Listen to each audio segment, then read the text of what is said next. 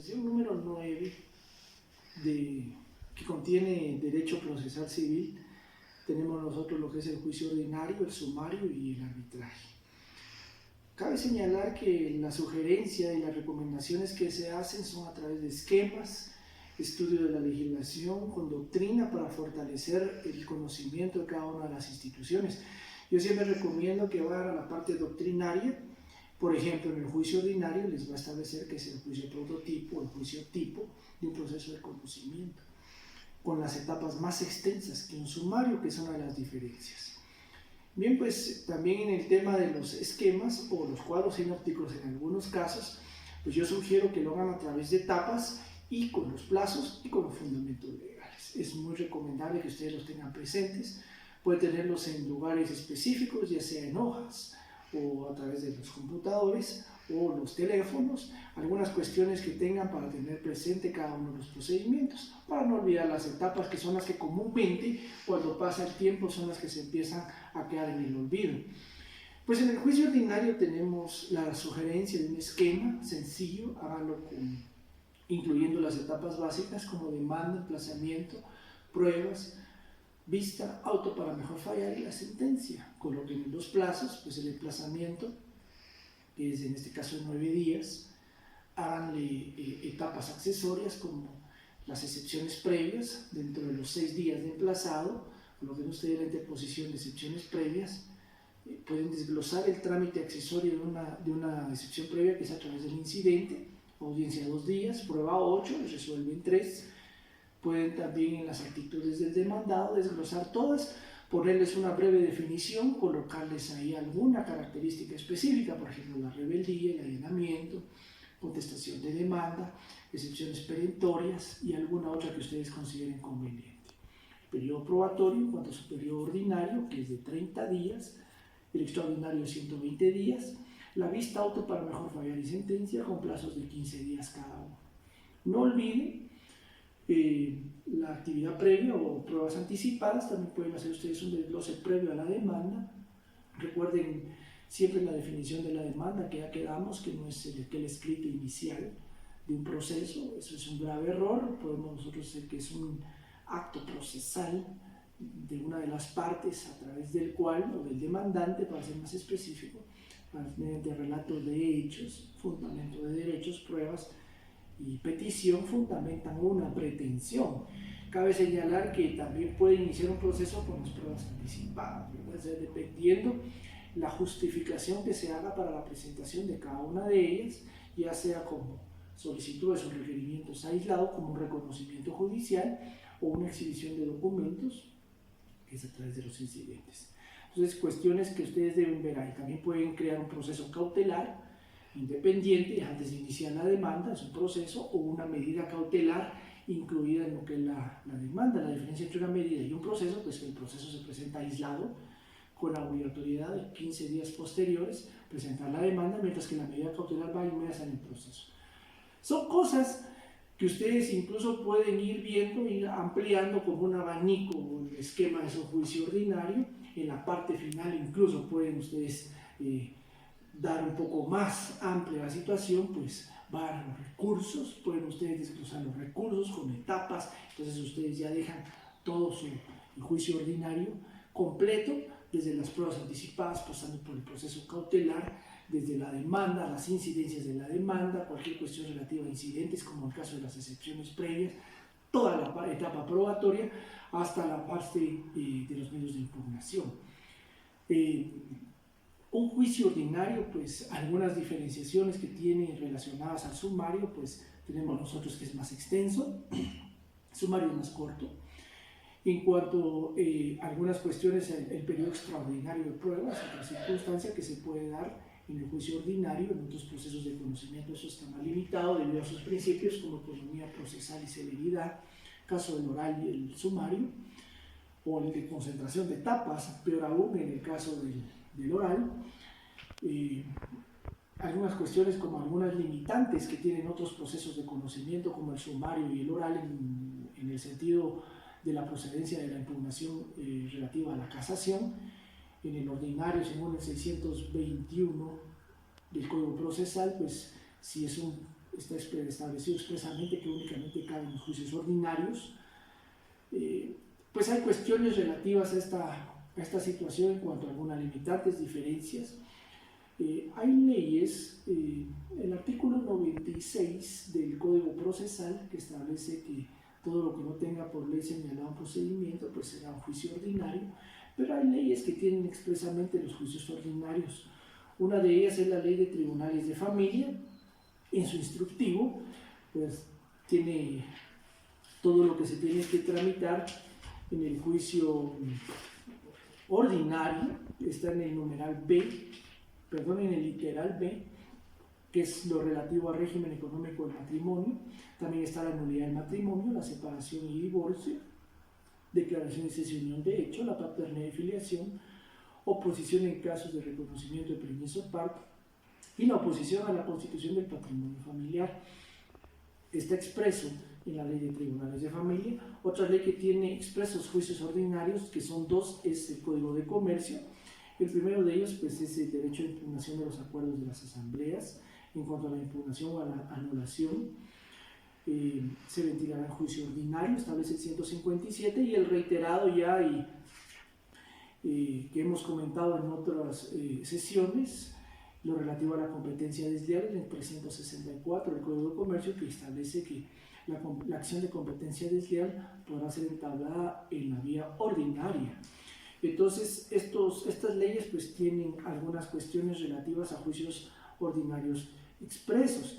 Entonces, es muy importante que nosotros tengamos el juicio tipo desglosado de una manera puntual.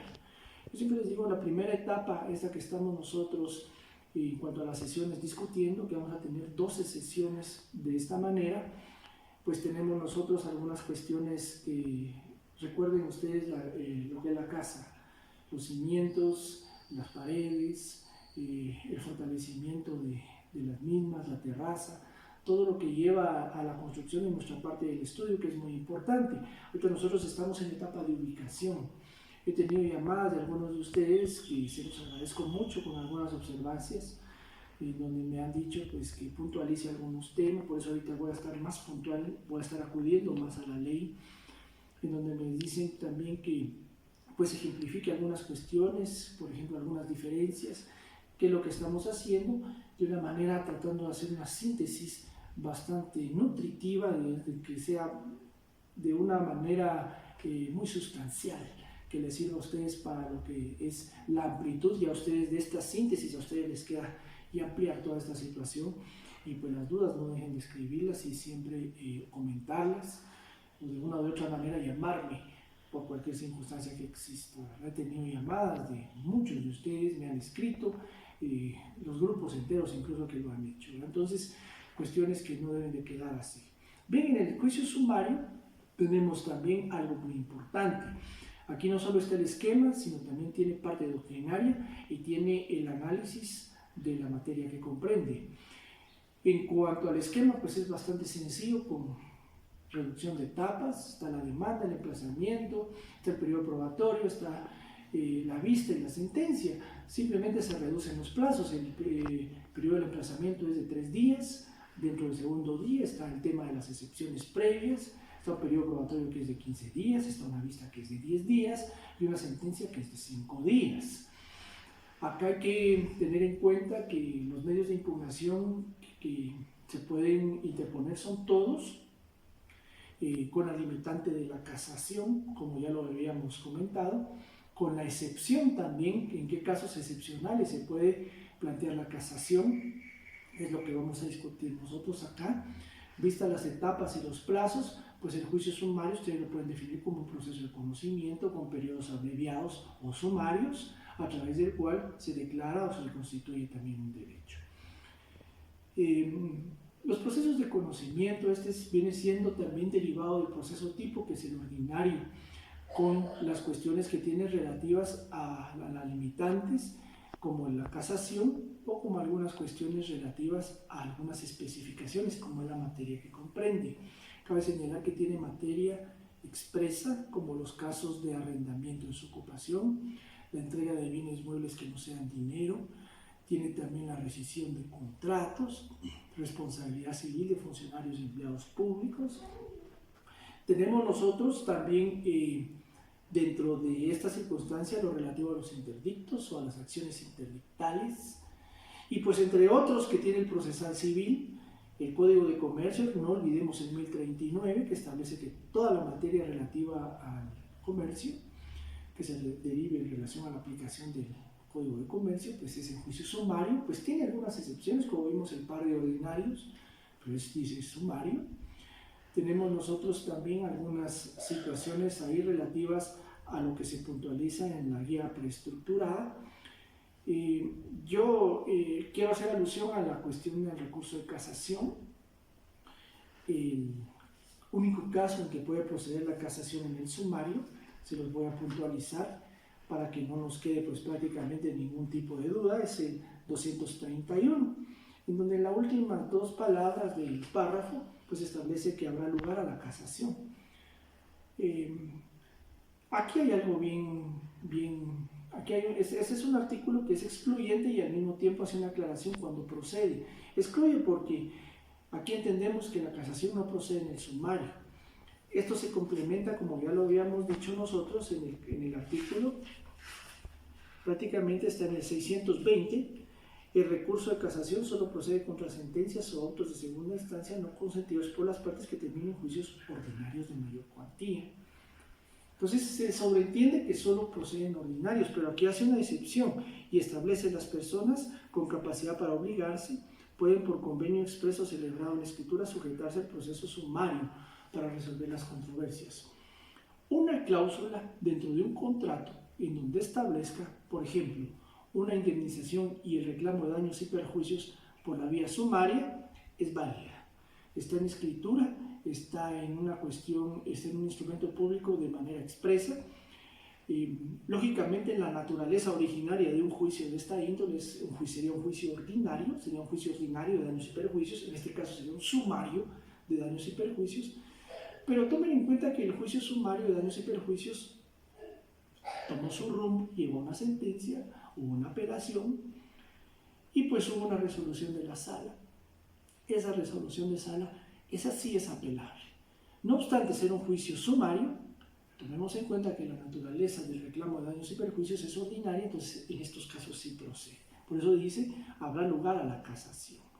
Entonces es una manera excepcional que puede darse. Cuando establecemos algunas circunstancias especiales en cuanto a los casos de procedencia, pues yo quiero que nosotros de manera breve pues analicemos cada uno de los casos de procedencia del juicio sumario. Por ejemplo, el arrendamiento, entrega de bienes, rescisión, deducción de responsabilidad civil, interdictos, lo que les había mencionado. Estos casos de procedencia tienen algunas especialidades tanto en el escrito inicial o la demanda, cómo se inicia el proceso en la parte resolutiva o las sentencias, los medios de prueba, los plazos, en algunas ocasiones la procedencia de los recursos. ¿A qué me refiero con esto? Por ejemplo, en los casos de arrendamiento y desahucio, establece un requisito, por ejemplo, esencial para la procedencia de la apelación, que lo tenemos en el 243 del procesal civil, en donde dice, para que se conceda la apelación, el arrendatario apelante debe acompañar a la solicitud del documento que compruebe el pago corriente de alquileres. Ese es un requisito específico para que proceda la apelación, caso contrario no procede. También tenemos nosotros el caso de, por ejemplo, en las acciones interdictales. En el caso de las acciones interdictales, pues tenemos un plazo de caducidad de la acción de 1 año, según el 251. En estos casos, los interdictos, recordemos que son medios de protección posesoria. Tenemos el de amparo, posesión o tenencia. Tenemos el de despojo, papel y deslinde y obra nueva y peligrosa. Amparo, posesión o tenencia, aquel cuando no ha sido aún despojado de su posesión la persona, sino que están intentando en hacerlo. Entonces se presenta el interdicto, la solicitud del interdicto para proteger la posesión. Mientras que en el interdicto de despojo, pues ya fue desposeído. En el de apoyo y deslinde se da entre heredades, entre vecinos, el movimiento de mojones es uno de los más comunes, y obra nueva y peligrosa son construcciones pues, que pueden dañar otra heredad, otro bien inmueble, o que presenten algún riesgo para el patrimonio de otra persona. En el caso de la responsabilidad civil de funcionarios y empleados públicos, pues la particularidad en el tema de los recursos, la sentencia da la procedencia de la apelación, pero da una limitante que no sucede en ningún otro proceso en contra de, por ejemplo, de magistrados de la Corte Suprema de Justicia, pues solamente procede de aclaración, ampliación y reposición. Como vemos, tiene una limitante en cuanto a la fase recursiva, el otro tiene plazos, por ejemplo, en cuanto a la procedencia de la acción, el otro algún requisito especial en la sentencia. Y así viene, por ejemplo, les hablaba de, por ejemplo, las pruebas procedentes, las pruebas supremas o las pruebas reinas, que dicen en algunos casos, en el caso de, por ejemplo, el Apeides Linde, en donde en el 261 establece expresamente que la prueba que se sobreentiende o se va a ponderar va a ser el reconocimiento judicial, ¿verdad? Esas son cuestiones que se tienen ahí. Otra particularidad que hay, por ejemplo, en la obra nueva y peligrosa, en la sentencia, es la resolución sobre la suspensión de la obra o la demolición de la misma. Entonces, ciertas particularidades que se vienen en cada uno de los casos de procedencia.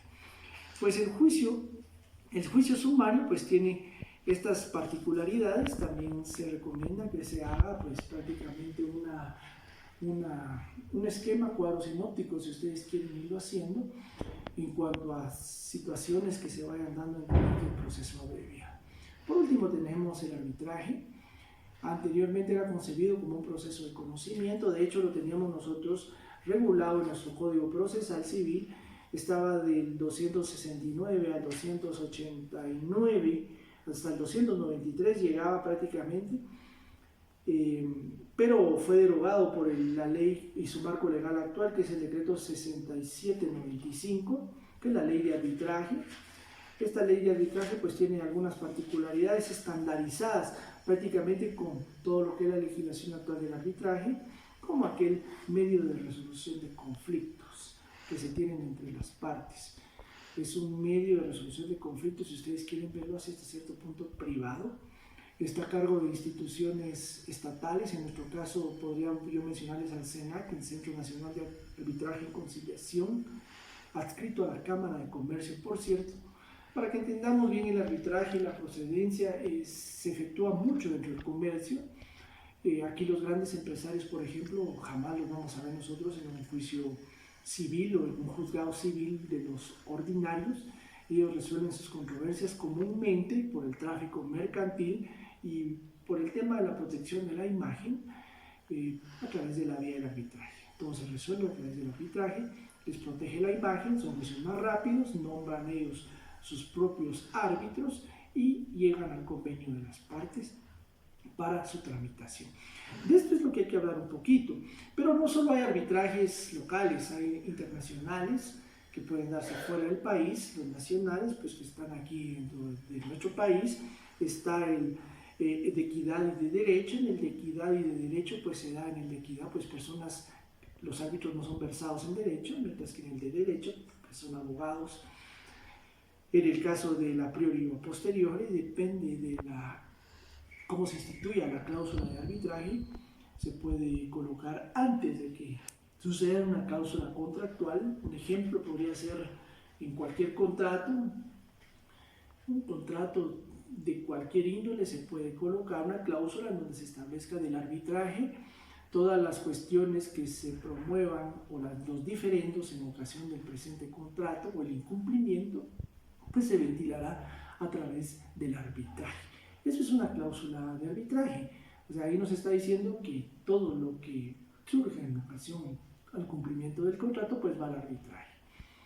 Pues esa es una cláusula, puede ponerse a priori, puede ponerse a posteriori, ya que ha surgido el conflicto de cumplimiento contractual, pues las partes deciden someterlo al arbitraje, dependiendo en un momento en que se vaya a someter al arbitraje el diferendo. Entonces, hay cuestiones que se dan ahí como el ad hoc y el institucional. El ad hoc para un procedimiento específico, para un caso específico.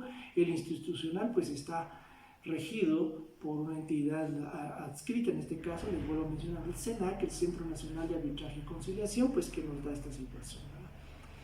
Pues el procedimiento de arbitraje es bastante sencillo. Cabe señalar que hay ciertos principios como por ejemplo de equidad de partes. Esto los vamos a ir de una vez puntualizando. Nosotros tenemos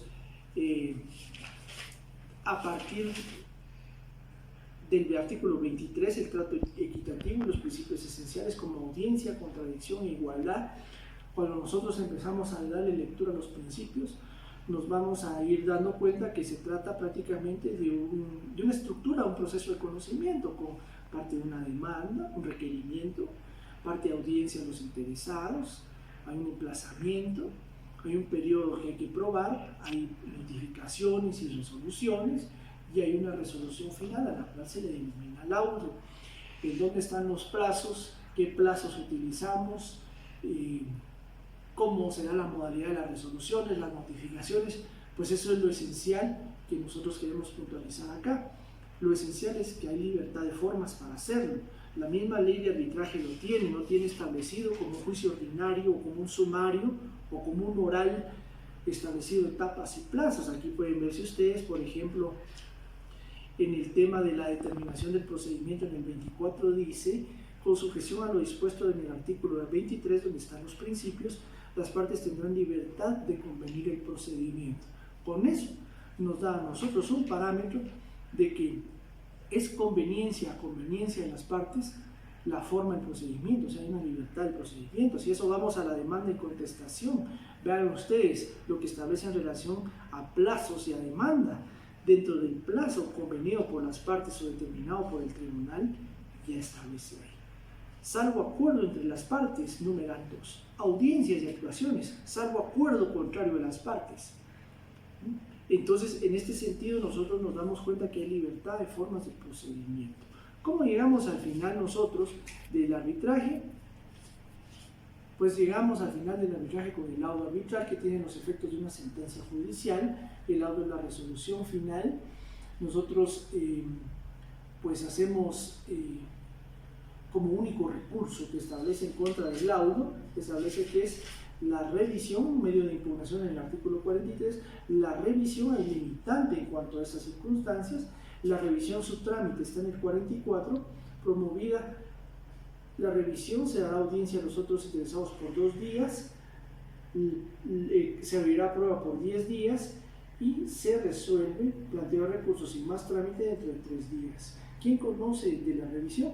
Pues aquí sí, conoce una sala de la Corte de Apelaciones competente, en nuestro caso sería una sala con competencia en materia civil. Bien, pues son algunas cuestiones que nosotros tenemos en relación al arbitraje, hasta el medio de impugnación que es el laudo.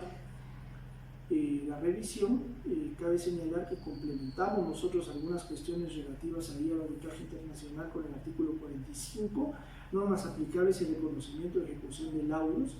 Pues también no olvidemos el Código de Derecho Internacional, el Código de la ejecución de sentencias extranjeras.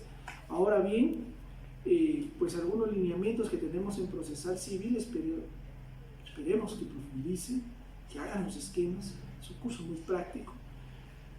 Prácticamente todo lo que estamos discutiendo está en el Código Procesal Civil, no tiene por qué haber ninguna complicación. Les agradezco mucho su atención y cualquier cosa estamos hablando.